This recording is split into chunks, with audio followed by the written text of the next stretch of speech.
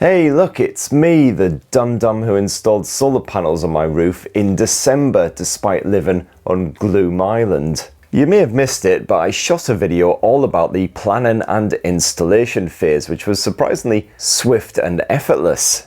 And an absolutely splendid wee video it is, if I do say so myself, so definitely go give that a squint if you want to know more about the sexy logistics of getting solar panels. But just in case you can't be arsed with that, here's a quick recap. Previously on Gormless Mackham attempts to harness the powers of the sun, a lovely company called Egg did most of the heavy lifting, both metaphorically and literally, organising the entire installation process. And that includes not just the solar panels, but also a Tesla PowerWall battery for storage, as well as an EV charger for powering up the car. And the whole process from first contact to final erection took approximately 1 month. If you want to know more about Egg, I've bunged a link down in the description below. Now I was hoping to shoot part 2 of this solar panel series around sort of Easter time, but things took a rather dramatic turn, shall we say, in February, when that Tesla PowerWall battery started making the kind of noises that were at best slightly disconcerting, and at worst severely trouser troubling. Seriously, it sounded like the thing was screaming for help in Morse code or something. And thankfully, when I got in touch with Egg's support team, they managed to sort the whole thing out for me, getting Tesla to drop off a fresh PowerWall battery before one of their engineers came out, ripped out the dodgy one, and slapped in the fresh replacement. So with that wee problem sorted, I cracked on with the tough task of sitting around, sipping whiskey, and occasionally checking the Tesla app to see how much money I wasn't spending on electric. Now, the biggest question I've had these past few months is, why would you get solar panels when you live in a country that is pretty much permanently choked by cloud cover? Which is perfectly fair. After all, if Sauron out of Lord of the Rings decided to slap some panels on the roof of his gaff in Mordor, his neighbours would probably be calling him all kinds of rude names. I mean, behind his back, obviously, in case he cast them into some sort of pit of oblivion. But anyway, the good news is you don't need blue skies overhead to actually get any benefit from solar panels. In fact, even on rather bleak, miserably dark days, I found the app still reports over 1 kilowatt of energy being generated.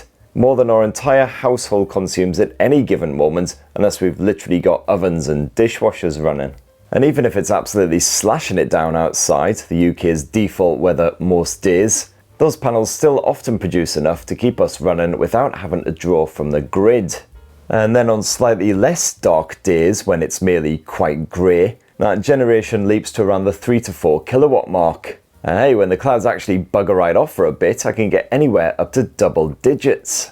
As you can see, it's only just gone 7 AM, and yet still those solar panels are already producing enough power to keep us going. And from the Tesla app, you can see a pretty detailed breakdown of exactly how much of your energy is being provided by solar, how much of it you're storing in your Powerwall, etc. And this also includes a breakdown of how much you're saving by not having to pay the electricity company. So as you can see there, for May 2025, we saved just over 200 quid by having those solar panels. It's enough for several bottles of your finest single malt, and as you can see there, a respectable solar offset. However, I am seeing these benefits because I've got a 16 panel setup on my roof, which is mostly south facing. Obviously, if you've got a slightly smaller or more awkwardly shaped roof, you might not be able to fit as many panels up there. But even with less panels, you will see an immediate benefit from having a solar setup. But if you do have yourself the space and the budget as well for a bigger setup, well, I'd highly recommend grabbing yourself a battery to store the excess power that your solar panels generate throughout the day.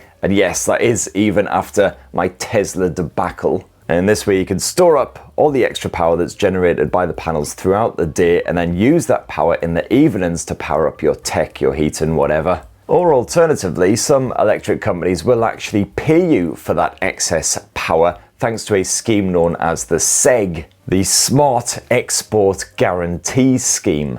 Now, my Egg setup includes the necessary smart meter for exporting energy, as well as an MCS certificate, which you will need when applying for a SEG tariff. Thankfully, the application was fairly straightforward. You've just got to know which meter to take a picture of, send through your certificate and everything. Our application was approved within a few days, and then we were ready to start exporting and actually making money from the solar panels. And also a quick special tip for anyone who's got an electric car. If you happen to have an EV, well, many utility providers will offer you a special off-peak overnight tariff. And this will give you a cheaper rate for any electricity drawn from the grid between, say, the hours of midnight and 7 a.m. So you can charge your car overnight without spending an absolute ruddy fortune.